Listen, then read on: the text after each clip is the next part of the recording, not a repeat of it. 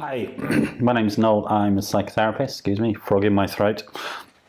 Welcome to this blog, which is the second of a three-part series on what I'm calling irrational thinking, thoughts that have very little basis in sort of truth when they're checked out.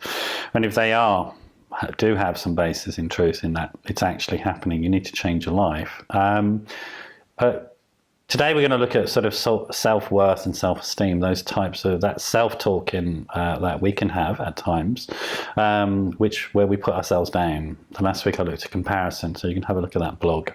And next week there'll be another blog in this series. So self-worth and self-esteem, often the foundations of the thinking and feeling we can have around that comes from when we were younger. It doesn't predetermine us when I say that. We're not determined or predetermined to do that, but often we can have these assumptive thoughts that we don't even recognize we're having. They're just there in the background of us. And if in some way our self-esteem, self-worth was challenged growing up, or even later in life, there are sort of incidents that connect with those types of memories from childhood. They can be very difficult for us to spot it. So I think the first thing we have to do in terms of challenging that self-talk is become aware of what it is that we're saying to ourselves. And it was a theme I touched upon in last week's blog, so to become aware of what you're thinking, so having some thoughts about what you're thinking. A good technique, and I'm going to give you 3 techniques to think about self-worth and self-esteem and how you can improve it today. A good technique for becoming self-aware, aware of those almost unconscious subliminal thoughts that we're having, which have such an impact upon us, is journaling. So do an exercise, free write for 5-10 minutes while thinking about how it was to be a child, sort of bearing that in mind, not specific events necessarily, but bearing that in mind, what it was like growing up. And then just free write. Let that out, and then go through it and look at what you write and check out the thoughts that it contains about yourself, and maybe pencil them or circle them, underline them in some way, note them in some way, the ones that you're uncomfortable with, that don't feel right. Try and imagine some of the negative sort of some of the negative thoughts that you're having about yourself. Try and imagine saying them to a child now that you know and love. Think of a child that you know and love. If it would feel wrong saying it to that child, it's wrong saying it to yourself. So have a think about that. So that's one thing, is becoming self-aware.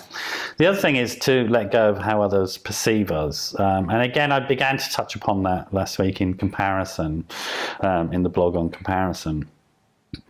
We often don't know the truth of what people really think of ourselves. We have all these filters where we brush aside sort of the positive that's available to us in life and focus on the negative. There's all sorts of reasons for that. It's not just about childhood. It sort of seems to be how we're designed as human beings, something around social grooming. I'm not going to go into that now.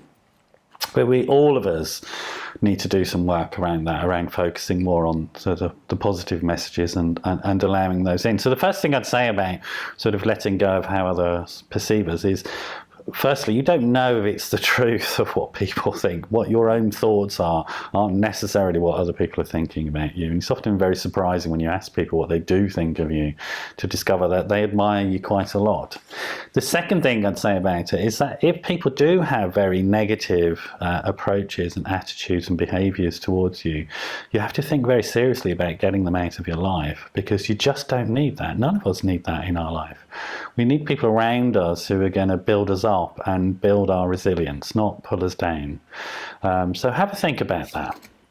And the third thing I want to talk about is self-care. We can forget to do it. We go around looking after other people, forget to sort of look after ourselves. Self-care and self-conscious self-care is a real game changer in terms of improving your sort of perception of yourself. The relationship to yourself has to be sort of right at the beginning of all your relationships to everything else. So getting that relationship right, the relationship to self, is absolutely fundamental and crucial. And self-care is really important. It doesn't need to be big, sort of grand gestures. Self-care is often small stuff that we do for ourselves, and small stuff that we do for other people. Think about when somebody thinks about you and sends you a text saying, "Oh, I was just thinking about you today and you made me smile. It made me smile thinking about you." Receiving a text like that from somebody that you care about is amazing, isn't it? You know, they don't need to book you on a flight to wherever. I mean, it's nice if they book you on the flight as well, but the text itself is lovely, isn't it? So think about that. Think about how you might send that text to yourself in some way. And I mean, there's a metaphor.